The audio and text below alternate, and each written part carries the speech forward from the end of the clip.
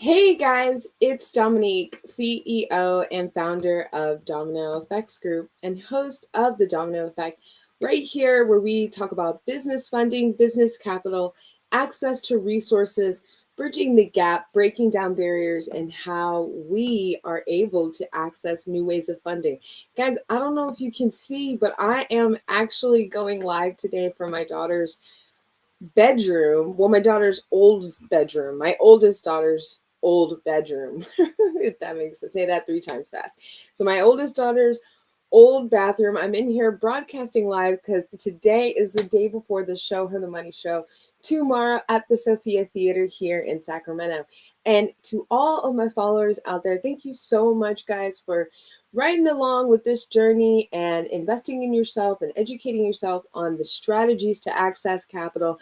If you find the information on this channel helpful, then do me a favor, go ahead, hit that like button, hit that subscribe button, and hit that follow button. Also, share, okay? Share this with other people in your community because that is exactly what DFX we do here. We provide financing for diverse entrepreneurs and we want to help you. So make sure you're texting your questions to 888-488-4145. So today, guys, I want to talk about a few things that I've learned in the process of building my company and in the process of also putting on the Show Her the Money that is going to be on the 14th. This is my first big event that I've done. And the reason why I wanted to do this event was because as a founder myself, as a female founder, it is difficult, right? It's difficult to not only get funded, but more than that, it's difficult to know what to do, right, guys? Like, have you ever gone to the bank? You were in a great mood, you thought you had everything set up, and they were like, you know, this looks good. Let me give you a call back. And they knew damn well they were not going to give you a call back, right? Let me plug this in, right? So, if you guys have ever experienced that, give me one sec here. If you've ever experienced that, then you know exactly what I'm talking about. And that's exactly why Domino Effects Group exists, DFX exists, because, ever since I entered the alternative finance space, I love it. It's a literal game changer. Okay, so I've been able to underwrite companies that are generating 5,000 a month, even lower than that, who are just starting out, completely new, and all the way up to underwriting over $100 million loans. So it has been quite a journey, you guys, but I could not have gotten there without mentorship. So that's one of the things that we provide here. So today I wanted to just log on and take time because we've been running around doing everything with getting the panelists to getting the vendors, all of these things, right? But I wanted to talk about some of the things I would do differently if I wanted to restart my business, right? Because the challenge when you're starting your business is, right, not knowing what to do or thinking that you know everything to do or getting too much information from everybody. I can't tell you how many times I've spoken with a client of mine and they've been like, oh, yeah, my friends told me this, my family told me this, my cousin told me this. Yet, friend, family, cousin doesn't actually have a job, they may have a job, but they don't have their own company, right? So, let's look to the right resources, right? We're taking the right information because, guys, 20% of businesses are failing within the first year. By year 5, half of them will have already shut down. 1 in 3 will make it to their 10th year. And the reasons for this is mostly because of lack of capital. Second is because of lack of information. Okay. We have financial literacy in the personal side, right? Your insurance, taking care of your family, taxes, budget, but also we have it on the business side. That's exactly what we do here, guys. So it is so, so, so important. And when I first started my business, I kind of did everything a little bit backwards. So the first thing that you want to make sure that you do is that you are following the right steps. Okay. You want to make sure that you're following the right steps to set your business up the right way. Okay, when I first got registered, I Googled it, right?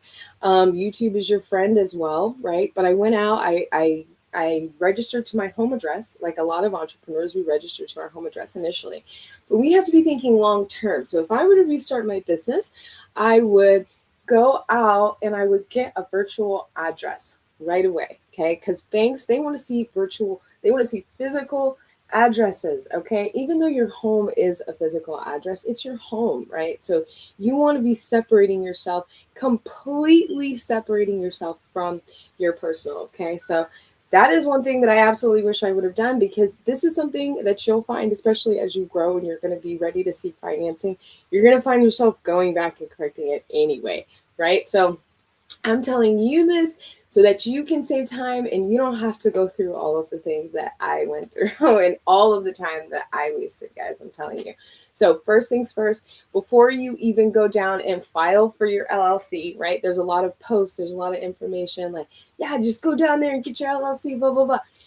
Yes, you can. Yeah, if you want to get started right away. Just know if you do register to your home address, be prepared to at some point you're going to be filing an amendment and registering it to a virtual office. Second thing I wish I did, guys, was already set up all of my elements, right? I have my website going, but that was later. And honestly, I think that you can set up your website as you move through the process. I think that that's okay, guys.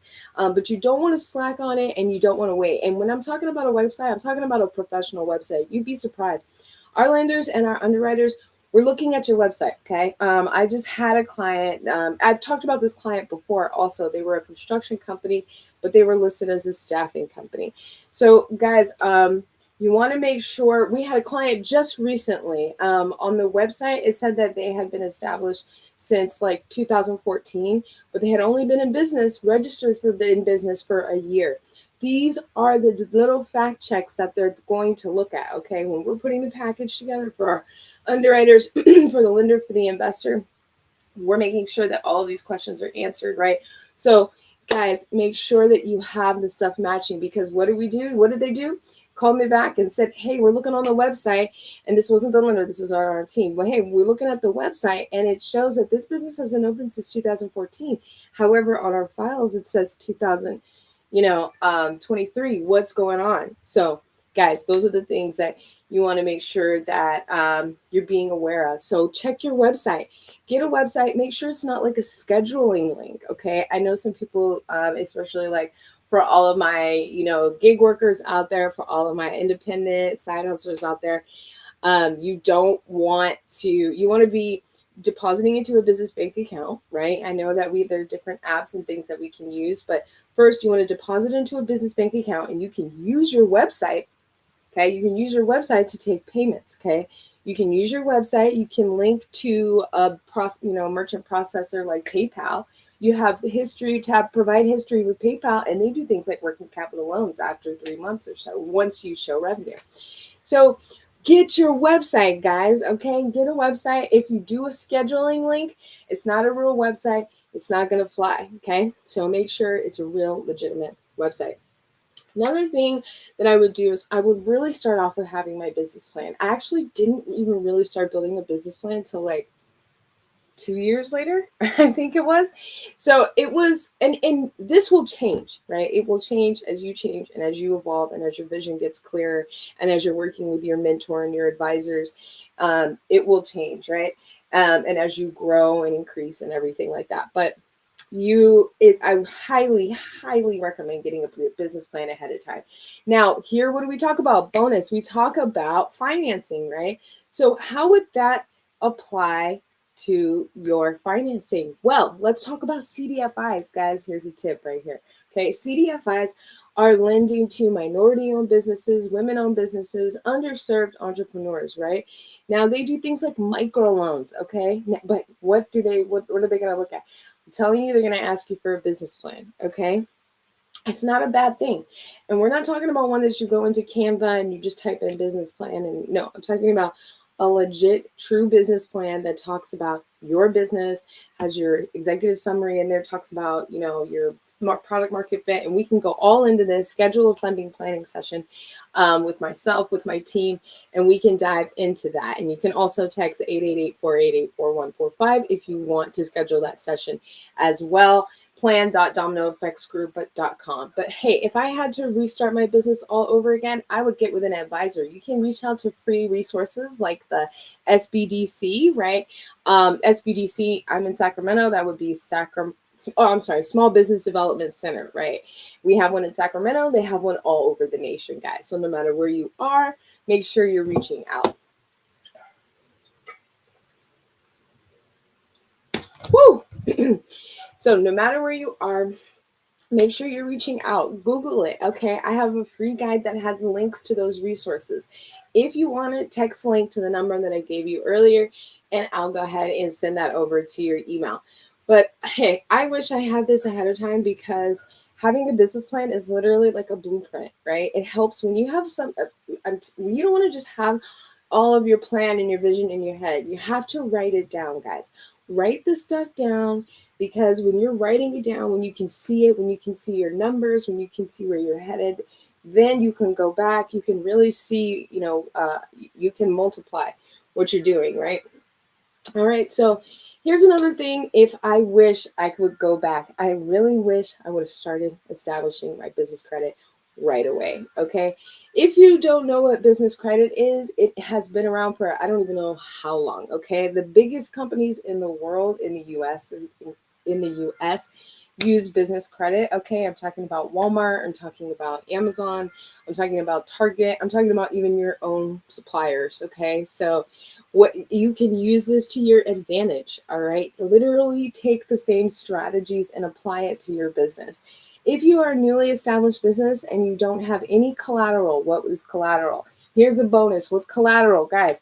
Collateral is accounts receivables, right? Collateral is real estate. Okay. Collateral is equipment. All right. So collateral is vehicles. Okay. So whatever that is, if you don't have collateral, if you don't have cash flow, meaning you don't have revenue, if you don't have enough revenue, or if you have too many non-sufficients, right? If you don't have credit, meaning you have below a 680 and you have a lot of inquiries, maybe you just went car shopping or you're looking for whatever, you got too much on your credit card, whatever that is, if you don't have those three things, cash flow, credit, and collateral, which is what the underwriters, lenders, and credit issuers are looking for, and you're not going to qualify. Are they going to take your application? Yeah, but you're not going to qualify. Now, if you have one of those things out of three, you might, if you have good credit, you might qualify at the bank, but you're going to qualify for less than you would have been if you had already established your business credit. So I'm telling you, y'all, use these strategies. Okay, establish your business credit and use it. It separates your liability. That, first of all, that's the first thing. Okay, because you know as well as I do, when you're building your business, it is tough because we're self-funding and you're doing things like your marketing. Okay, you're doing things like getting your branding material. Maybe you're a coach or you want to be a speaker. You have to, get all of your marketing stuff together, your book stuff together, your website, whatever that is, right? If you're just starting a company, if it's a delivery company, you're going to need the vehicles, whatever that is. You don't have to put that on your personal. So if you went through the trouble of starting your business, then utilize all of the tools that are available to you, right? You hear this whole thing about taxing the rich, right? I hope what that really means is taxing the middle class, but that's a whole other topic, okay? Because they're utilizing tax strategies that you can as well. Reach out to your local tax person. But either way, this is one of the strategies that I wish I had just started. I'm having this event tomorrow, Show Her the Money, right? Think about it like this. We have things that we have to order, like decorations, like lanyards, stuff like that for the event, right? Now, for example, the name tags, right? We have to use the funds to pay for from the event to our budget is allocated for the things for the event, right? Now, what we do is utilize the business credit, right? So utilize the business credit while purchasing, utilizing the funds from the actual tickets. So it all is encompassing and it helps build out the business credit and it all works out extremely well. So you guys can absolutely utilize the same tips that everybody is doing in this business and you can do it as well. So that's all I got for you today, guys. I hope if you're in Sacramento that I see you tomorrow at the Sophia Theater, and then I hope that if you are in Sacramento, come up and say hi, right? Leave a comment, engage, and you get to see the background of my daughter's room today. But I encourage you all to follow, like, subscribe, and enjoy if you come out tomorrow. But appreciate your support. And on this channel where we talk about entrepreneurship and how you can connect with the right funders for your